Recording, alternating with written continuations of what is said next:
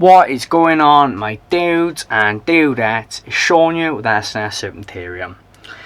Today we're going to be looking at the corn snake versus the African house snake.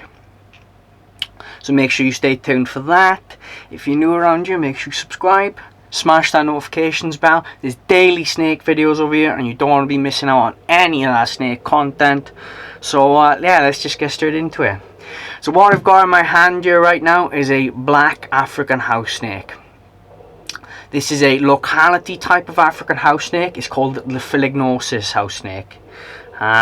So yeah, there's localities of house snakes. That is something we've got over the corns, because the corns did originally have lots of localities, but they've all been interbred and stuff, so you can't really find true locality types anymore.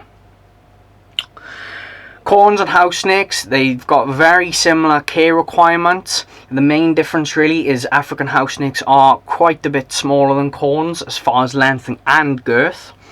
They generally, for a female, you're looking at about 3.5, 4 feet maybe, and for a corn you're looking at about 4.5 feet as a female. Male African house snakes, you're looking at about 2.5 feet. And male corns, you're looking at about 3.5, 4 feet. So they are quite a bit larger, and they are heavier set than these guys. Corns and house snakes, they've both got their morphs. Obviously this has got locality types as well, so that's something to bear in mind if you like your localities. The Cape house snake has, it's got hypo, it's got albino, it's got a few different morphs knocking about. It's got, what else? It's got 2 strains of albino, sorry. I believe it's got an anuary as well. It's got green, it's got blue-eyed Lucy. And obviously, guys, you know your corns, it's got 1,000,001 morphs. So if you're a morph guy, maybe the corns would be better for you. But if you're a locality guy, maybe these are better for you. As far as temperament goes, they're both very evenly tempered. I've not had any issues with any of my house snakes, and obviously very few people have issues with their corn snakes. Handling these guys though, I find them a little bit nicer to handle because they're much smoother in the scales.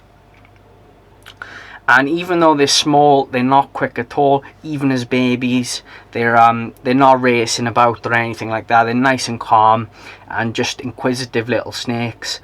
Very similar to corn snakes with that respect, with being inquisitive. See this girl, she's just looking at my face, seeing what's going on. So yeah, they're both fantastic pets. You could keep either species extremely happy in a 4x2. These guys could even be kept in something smaller than a 4x2 if you wanted to. You could keep them in a 3x2 or even a 2x2. Anything like that sort of size would be fine for these, because they are smaller snakes. Especially for males, a 2x2 would be fine. You wouldn't have any issues keeping them in a 2x2. Whereas corns, because they are that little bit longer, 3x2 really is a minimum. They've both got voracious appetites. This girl here, she's not so great with eating. I don't know why, but her boyfriend, the other black house snake, is great. And my 2 capes are absolutely fantastic. The reason why I believe that these aren't as good as eating as my Cape house snakes is because I think that these are less generations captive bred than the Capes. I think these are only 1 or 2 generations from being wild caught, so they're less domesticated, as you might say. So that is why I believe the Capes are better eaters than these guys. Generally speaking, the corn snakes are just as active as these guys, but I would say actually these guys they're a lot cooler because a lot less people have them.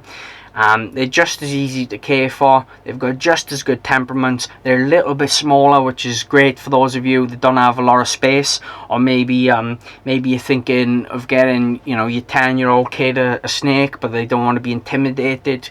Even though I wouldn't say a corn snake has got intimidating size, these are a lot less intimidating because they're even smaller again.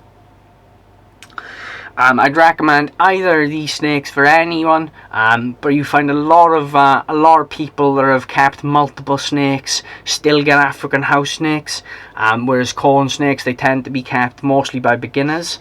For example, I had a guy come here the other day. He'd been keeping snakes like ball pythons and stuff for 30 odd years. He saw one of my African house snakes and he just had to buy one.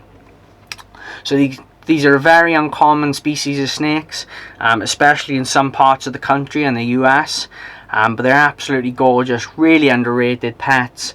Obviously, guys, you know corn snakes, they're the gold standards of keeping, but these guys are very good as well, and they shouldn't be overlooked by any standard. So that's going to be it from me today, guys. I hope you've enjoyed the video. If you have enjoyed the video, make sure you drop us a like down below. Smash that subscription icon. Destroy the bell icon as well. Comment down below which snake you'd rather get. I'd love to hear from you all. Active comment section down below, as you all know. I will see you in the next video, guys, and take it easy. Bye.